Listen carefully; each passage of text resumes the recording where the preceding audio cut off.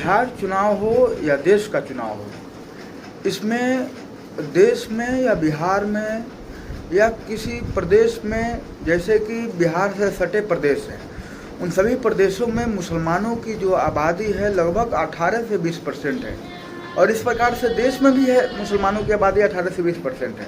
लेकिन बात यह है कि जब चुनाव आता है तो यहाँ पर छलवा करके सेकुलर पार्टी बोल करके और मुसलमानों के वोटों को एकजुट कर लिया जाता है, पोलराइज कर लिया जाता है।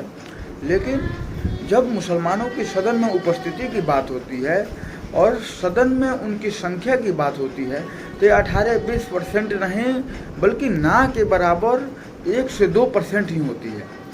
अगर आपको इस बात पर विश्वास नहीं तो हर एक चुनाव का आंकड़ा निकाल कर देख लीजिए और बिहार में जातीय जनगणना के बाद अपनी क्षमताओं का आकलन कीजिए। नहीं कीजिएगा तो फिर पहले जैसे ही आपकी हालात बनी रहेगी।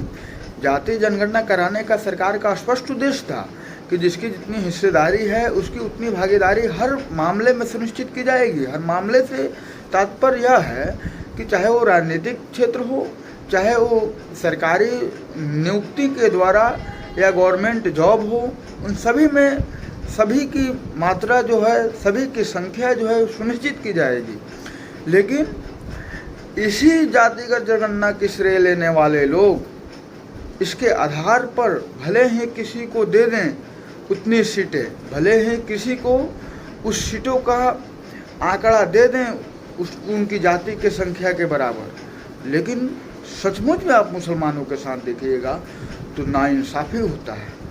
इसलिए कि मैं बात करूंगा कि यहाँ पर जो भी कुशवाहा के नेता हैं, आजकल आप देखिएगा तो बीजेपी से लेकर चाहे वो सम्राट चौधरी हों या उपेंद्र कुशवाहा हों, या फिर आप देखिएगा तो जो संसदीय दल के नेता बनाए गए हैं आरजेडी में वो भी कुशवाहा हैं।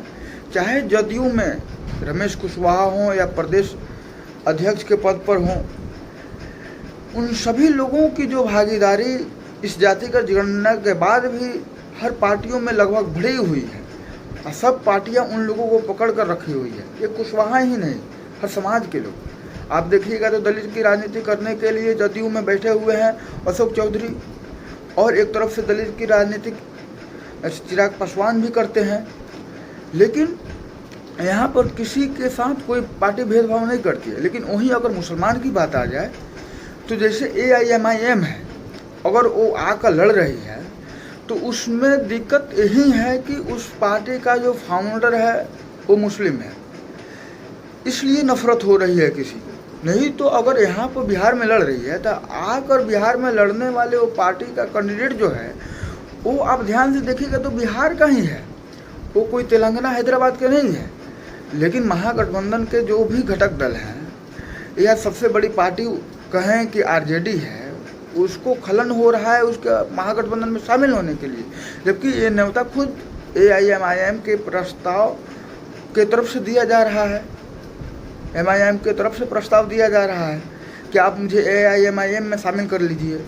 यह इसलिए कहा जा रहा है कि यहाँ पर जो भी सांप्रदायिक ताकत की सरकार बनेगी, मान लेते हैं कि नीतीश कुमार तो अब उस मेंटलिटी के रहे नहीं, अगर उनका इस पद पर से जाना लगभग तय ही है, क्योंकि अगर उस मेंटलिटी के नहीं है, उस अस्तित्व में ही है तो और लगभग उस तरह से चुनाव भी हैंडल नहीं कर पाएंगे तो उनका पार्टी का भी डूबना तय है। ये सभी नेता और लगभग सभी तरह के उनके कार्यकर्ता भी जान रहे हैं, सभी स्तर के। इसलिए इन बीजेपी वालों को या संविधान विरोधी ताकत कहें या सांप्रदायिक ताकत कहें, इन लोगों को रोकना जरूरी है। इसलिए कि जो भी सेकुलर लोग हैं या सेकुलर पार्टियां हैं उनको साथ आने की ज़रूरत है।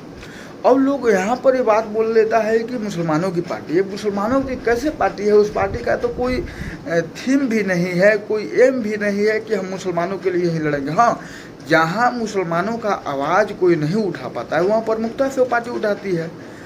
और इस माने में तो वो मुसलमानों की पार्टी या सांप्रदायिक पार्टी नहीं हो गई, क्योंकि वो तो संविधान अधिकार देता है कि आप कहीं भी किसी के साथ गलत हो रहा है तो उसके लिए आप आवाज़ उठा सकते हो। लेकिन हाँ, भेदभाव होता है तो मुसलमान के नाम पर होता है।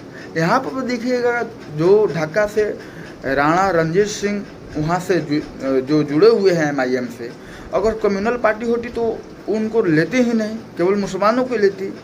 लेकिन अगर भेदभाव हो रहा है तो मुसलमान के नाम पर ही हो रहा है। आप देखिएगा तो मनोज झा RJD में भी है, और संजय झा जो है ब्राह्मण से आते हैं तो वो भी जदयू में भी है, लेकिन उन लोगों से किसी को भी कोई नफरत नहीं है, जबकि वोट प्रतिशत उतना उन लोगों का नहीं है। लेकिन 18 से 20% मुसलमानों का आबादी रहने के बाद भी और एक तरफा वोट गिरता है मुसलमानों का। भले इसलिए तो बीजेपी मुसलमानों से नफरत करती है कि वो मुसलमान पूरा खुलकर उनके साथ नहीं आ पाते हैं, अगर कोई एका दुका है भी उनके साथ तो। लेकिन यहाँ पर सभी लोग हर जगह बटे हुए हैं, तभी भी उन लोगों से किसी पार्टी को कोई नफरत नहीं है। जबकि अगर मुसलमानों की बात कहें तो यहाँ पर हर तरह से उन लोगों के साथ नाइंसाफ़ी हो रहा है। और आज भी अगर मुसलमान अपनी भागीदारी, अपनी वोट के, अपनी इस अंगूठे के ताकत से, इस उंगली के ताकत से नहीं अपना सरकार में उपस्थिति, भागीदारी कायम नहीं कर पाता है, तो फिर उसी तरह से होगा जैसे कि एक आनंद मोहन जैसे इतने दिन से रह रहे अपराधी को, जिसे कोर्ट सजा दिया था, कानून बदल कर निकाल दिया गया, जबकि उस समय महागठबंधन की ही सरकार थी और नीतीश कुमार, तेजस्वी यादव साथ में ही थे। उसके बाद आप देखिएगा तो अनंत सिंह पर भी 147 का मुकदमा लगा, या उसके बाद का प्रकरण गोली चला हो, खुला उनका मीडिया में बयान भी आया। लेकिन उसके बाद सरकार कितनी शिथिल पड़ गई, यह बात दर्शाता है कि सरकार में आप हैं तो आपके साथ कैसे इंसाफ होगा, सरकार में आप नहीं हैं तो आप किसी जुर्म को किए भी नहीं हैं तो कैसे आपके साथ नाइंसाफ़ी की जाएगी। जैसे डॉक्टर मोहम्मद शहाबुद्दीन साहब के साथ किया गया कि वो आदमी 16 साल बाद जेल काट कर आया, जिसे कोर्ट ने उसे रिहा किया। और उसके बाद जबकि महागठबंधन की ही सरकार थी राज्य में, और राज्य के जो कानूनी सलाहकार होता है, जो इसे एडवोकेट जनरल कहते हैं, वो कानूनी सलाहकार राज्य का वकील जाकर याचिका दायर किया कि शहाबुद्दीन के रहने से कानून व्यवस्था बिगड़ सकती है, प्रशासन बिगड़ सकता है। उसके बाद उनको जेल डाला गया और तिहाड़ जेल शिफ्ट हुए, और वहाँ पर न जाने किसकी शिकार हुए कि कोरोना में सब चीज़ ठीक रहते हुए भी कुछ दिन बाद उनकी मौत का खबर सुनना पड़ा। ऐसा ही हम लोगों को तरह तरह से हथकंडे अपनाकर और दबाया जाएगा। कोई अपना बनकर दबाएगा और कोई अपनों से नफरत करके दबाएगा। अगर इसे आज भी हम सोच संभर कर समझ नहीं पाते हैं तो फिर आप देखिए कि नफरत क्यों हो रही है।